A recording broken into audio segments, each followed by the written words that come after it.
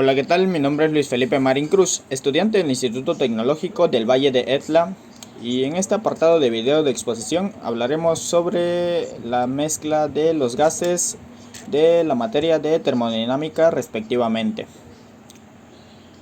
Aquí vemos el contenido de la presentación. Iniciaremos con una breve introducción. No hablaremos de las composiciones de mezcla de gases. Vamos a definir lo que es fracción molar, lo que es fracción de masa. Posteriormente hablaremos del comportamiento PVT de mezcla de gases, tanto ideales como reales. Y finalizaremos con las propiedades de las mezclas de gases. Entonces, como introducción, recordemos que es una sustancia pura. Una sustancia pura es una sustancia con composición fija en cualquier parte. Puede ser un solo elemento o compuesto químico o una mezcla homogénea de varios compuestos o elementos químicos. Cuando queremos relacionar las propiedades de estas sustancias, propiedades como la presión, como la temperatura, como el volumen específico, la mental y específica, podemos seguir dos caminos básicamente. Utilizar las tablas de propiedades, esas que se encuentran al final del libro de termodinámica, que igual hemos trabajado en las clases, o poder utilizar las ecuaciones de estado, que son fórmulas que sirven para lo mismo que sirven las tablas de propiedades. Es decir, tenemos dos propiedades intensivas independientes, por ejemplo la temperatura y la presión, y podemos conocer cualquier otra propiedad, por ejemplo el volumen específico, buscando las tablas de propiedades o con la fórmula que se llama ecuación de estado. Nosotros trabajamos ya en unas clases las ecuaciones de estado de gas ideal, que son ecuaciones que se caracterizan por ser muy sencillas, que son estas las que vemos acá: presión por volumen específico, que es igual a la constante del gas por la temperatura. Pero también hay otras ecuaciones de estado, las ecuaciones más complejas pero más exactas. Cuando tenemos un gas que se aleja de ser un gas ideal, podemos hacer una modificación a la ecuación de estado de gas ideal, incluyendo este factor Z, para que la ecuación nos sirva para ese tipo de gases. Este factor se llama factor de compresibilidad, y recordemos que para hallarlo utilizamos la carta de compresibilidad generalizada, que es más o menos la que vemos acá. Para usarla determinamos la temperatura reducida y la presión reducida, o alguna de estas dos con el volumen específico siendo reducido. Recordemos que la temperatura reducida es la temperatura de la sustancia en el momento que lo estamos analizando sobre la temperatura crítica. La temperatura crítica es una característica de la sustancia que podemos encontrar también en las tablas del final del libro. De la misma manera que la presión reducida es la presión de las especificaciones críticas, y el volumen específico es siendo reducido hacia el volumen especial con la sustancia sobre la constante del gas por la temperatura crítica sobre la presión crítica.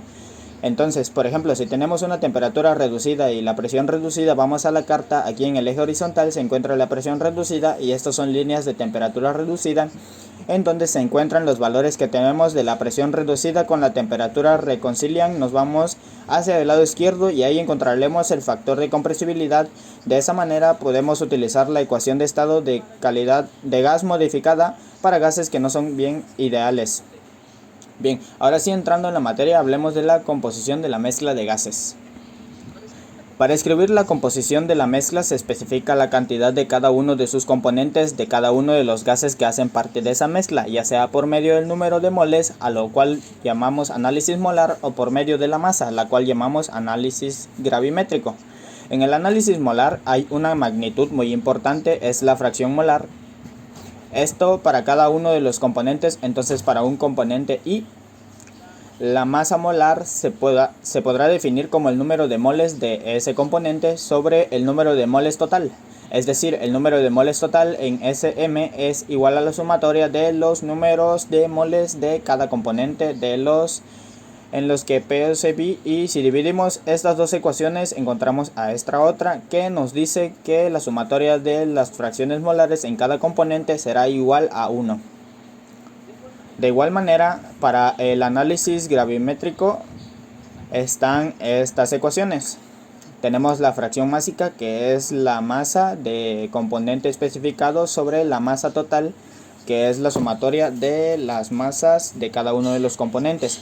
Si dividimos estas dos ecuaciones, llegamos a que la sumatoria de las fracciones básicas de cada uno de los componentes en la mezcla nos dará 1. ya que de acuerdo a lo que vimos en unas clases del curso, la masa se puede definir como el número de moles por la masa molar y la constante del gas ideal de un gas es igual a la constante universal de los gases, 8.31 en el sistema internacional sobre la masa molar.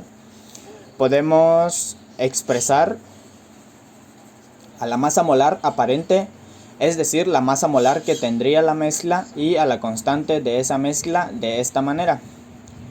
Aquí vemos cómo llegamos a esta ecuación, en la que nos dice que la masa molar de la mezcla es igual a la sumatoria de las fracciones molares de cada uno de los componentes por sus respectivas masas molares, y la constante de gas ideal de la mezcla de todo el gas sería igual a la constante universal de los gases sobre la masa molar aparente. También llegamos a esta otra ecuación. La masa molar aparente de la mezcla será igual a 1 sobre la sumatoria de las fracciones básicas de cada uno de los componentes sobre sus respectivas masas molares, y por lo tanto podemos relacionar a la fracción básica con la fracción molar. De esta manera, la fracción másica de un componente de la mezcla será igual a la fracción molar por su masa molar sobre la masa molar aparente, la masa molar de toda la mezcla. Ahora vamos a hablar del comportamiento PVT de las mezclas de gases, es decir, cómo se relaciona la presión, el volumen específico y la temperatura de las mezclas de gases, ya sean gases ideales o gases reales. Resulta que este comportamiento se basa en dos modelos: en la ley de altos de presiones aditivas y en la ley de Amagar de volúmenes aditivos. La primera de ellas es la ley de alto presiones aditivas, lo que nos dice que podemos tomar a la presión de la mezcla como la suma de las presiones de cada uno de sus componentes, si esos estuvieran solos, a la temperatura y volumen de la mezcla. Precisamente a esas presiones de los componentes se les conoce como presión de componente.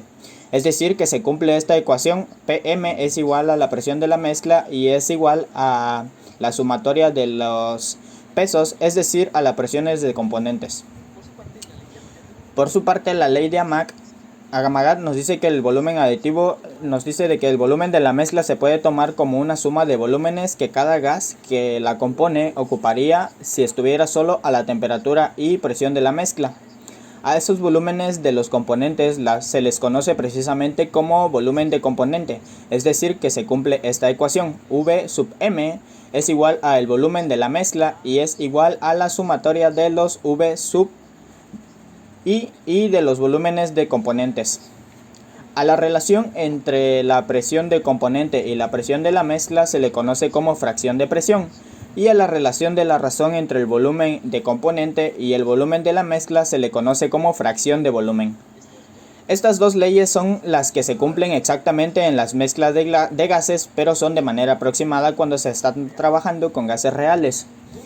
Veamos algunos puntos importantes para trabajar con mezclas de gases ideales. A partir de la ecuación de estado del gas ideal podemos llegar a esto que tenemos aquí. Recordemos que la ecuación de estado de bagasidad se puede expresar como presión por volumen, es igual al número de moles por la constante universal por la temperatura. Entonces, si despejamos la presión de esa ecuación de la ecuación de esta gas ideal y la reemplazamos en la definición de fracción de presiones en la que vemos acá, llegamos a esta ecuación: la fracción de presión es igual a la fracción molar. Del mismo modo, si despejamos el volumen de la ecuación del gas ideal y lo reemplazamos en la definición de fracción volumétrica, llegamos a esta otra conclusión: la fracción volumétrica es igual a la fracción molar. Es decir, las fracciones de presión molar y volumétrica son iguales en gases ideales, lo cual es algo muy importante para tener en cuenta en esta parte. Vale la pena mencionar que al producto de la fracción molar por la presión de la mezcla se le conoce como presión parcial, que en gases ideales es igual a la presión de componentes. Del mismo modo, al producto entre la fracción molar y el volumen de la mezcla se le conoce como volumen parcial, que en gases ideales es igual al volumen de componente. En mezcla de gases reales ya no es adecuado utilizar la ecuación de estado de gas ideal, sino que debemos utilizar ecuaciones que consideren la desviación del comportamiento del gas con respecto al comportamiento de un gas ideal, como otras ecuaciones de estado, por ejemplo la de Van der, la de World-Life White-Bar, o la ecuación de estado de gas ideal con el factor de compresibilidad que vemos acá y que nos conocemos bastante bien. La ecuación es cómo determinar Z, sube el factor de compresibilidad de la mezcla. Para ello podemos seguir dos caminos. Podemos utilizar la ley de Dalton o la ley de Amagat. Por medio de esta ecuación decimos entonces que el factor de compresibilidad de la mezcla será la sumatoria de las fracciones molares de cada uno de sus componentes por sus respectivos factores de compresibilidad. Y para calcular este factor de compresibilidad podemos suponer que la temperatura de cada componente de la mezcla es la misma temperatura de la mezcla y la presión de cada componente de la presión de la mezcla, es decir, utilizar la ley de Amagat, que es de volumen de aditivos. En ese caso lo que hacemos es determinar la presión reducida de cada componente, que será la presión de la mezcla, entonces su respectiva presión crítica, en la que determina las tablas al final del libro de la misma manera. También podemos calcular la presión que se reduce a la temperatura reducida. Con estos valores nos vamos a la carta de compresibilidad generalizada y determinamos el factor de compresibilidad de cada uno de los componentes y luego lo llevamos a esta ecuación y determinamos el factor de compresibilidad de la mezcla. Cuando utilizamos la ley de Dalton de presiones aditivas, lo que hacemos es determinar el volumen pseudo reducido con el volumen específico de la mezcla y la temperatura reducida con la temperatura de la mezcla. Para cada uno de los componentes vamos nuevamente a la carta de compresibilidad generalizada, determinamos el factor de compresibilidad de cada uno de los componentes y de nuevo con la ecuación determinamos el factor de compresibilidad de toda la mezcla, y con él podemos utilizar la ecuación de estado modificada con el factor de compresibilidad.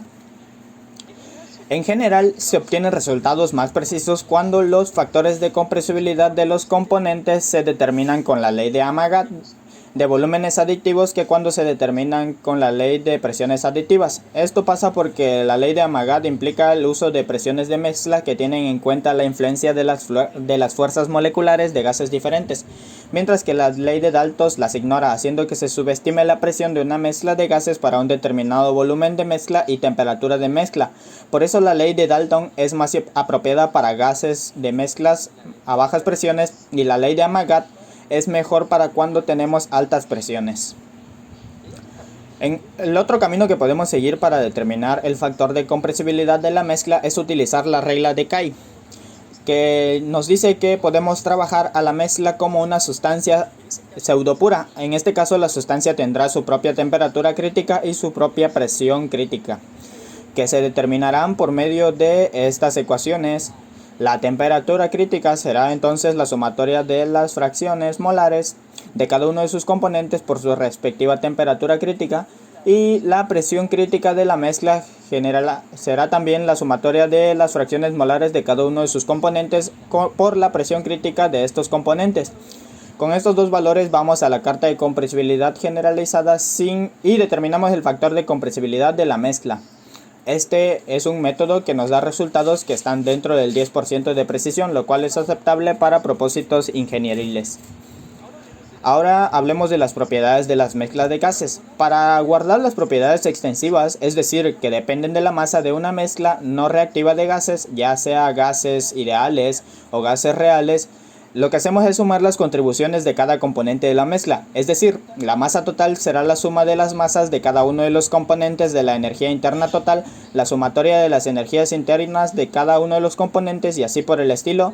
Esto lo podemos expresar de forma específica como lo vemos en estas ecuaciones. Aquí vemos las ecuaciones internas, la entropía de todo de forma específica. También tenemos el calor específico a presión constante, a volumen constante. Aquí lo encontramos en base másica y en base al molar. Recordemos que cuando tenemos una rayita arriba, eso lo que nos indica es que la propiedad está expresada en base molar o por kilomol. Por ejemplo, aquí tenemos la energía interna en kilojoules sobre kilomols y estamos en el sistema internacional. Y aquí estemos en kilojoules sobre kilogramos. Entonces lo que hacemos con las propiedades en base másica, es decir, que son iguales a la mezcla a la sumatoria de las fracciones másicas de cada uno de los componentes por su respectivo valor de propiedad en base másica. Mientras que en base molar lo que hacemos es decir que el valor de la propiedad de la mezcla será la sumatoria de las fracciones molares de cada componente por su respectivo valor de propiedad. Lo mismo para los calores específicos, y estas relaciones generalmente son exactas para mezclas de gases ideales y aproximadas para mezclas de gases reales. También se pueden aplicar a soluciones líquidas o sólidas que no sean reactivas. En mezcla de gases ideales, las propiedades no son afectadas por la presencia de otros gases y cada componente se comporta como si estuviera aislado a la temperatura y volumen de la mezcla. A este principio se le conoce como ley de Kitts-Dalton. También la entalpía específica, la emergente no específica, el calor específico o volumen de presión constante dependen solamente de la temperatura y se evalúan por medio de los métodos que ya vimos en algunas clases de ecuación de estado de gas ideal y estado específico. En el caso de los cambios de entropía utilizamos la ecuación que ya vimos en algunas clases anteriores, que es esta de acá, que está expresada en base másica, y aquí la base molar, de manera que podemos expresar el cambio de energía específica de manera próxima como el calor específico a presión constante por el logaritmo de la temperatura final sobre la temperatura inicial menos la constante del gas por el logaritmo natural de la presión final sobre la presión inicial. Esto para cada componente.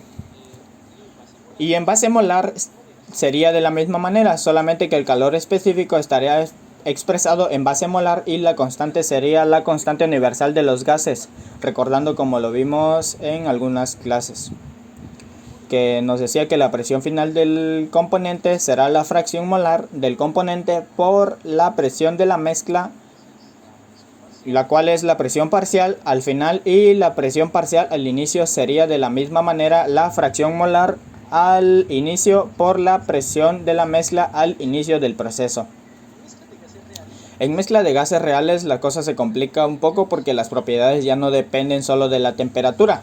Una forma de trabajar con esta situación consiste en determinar los factores de compresibilidad o factores de desviación. Recordemos esto con las cartas que encontramos al final de los libros de termodinámica. Esto para cada uno de los componentes que hacen parte de la mezcla. Después determinamos los cambios de propiedades para cada componente utilizando estas ecuaciones. Recordemos que estas ecuaciones fueron las que hemos visto en algunos temas de relaciones de propiedades termodinámicas, y que nos dice que los cambios de entropía específica y entalpía específica son iguales a la propiedad considerada como gas y de al menos un factor que compensa la falta de realidad de un gas, y esta ecuación es la que genera el cambio de energía interna, la cual surge de recordar que la entalpía es la energía interna más presión del volumen, y con estas ecuaciones pues obtenemos esta otra. Después de determinar los cambios de propiedades para cada uno de los componentes, determinamos los cambios de propiedades de la mezcla por medio de estas ecuaciones, que fueron las que ya vimos hace un momento. Otro enfoque que podemos tener en cuenta es considerar la mezcla como una sustancia pseudo pura, es decir, por medio de la regla de Kay. Aquí lo que hacemos entonces es determinar una temperatura crítica y una presión crítica para toda la mezcla. Nos vamos a la carta de desviación generalizada de entalpía, de entropía, dependiendo de lo que vayamos a buscar. Determinamos el factor para toda la mezcla, y luego si nos vamos a estas ecuaciones para determinar los cambios de las propiedades. Y eso ha sido todo por el momento. Se les agradece demasiado su atención.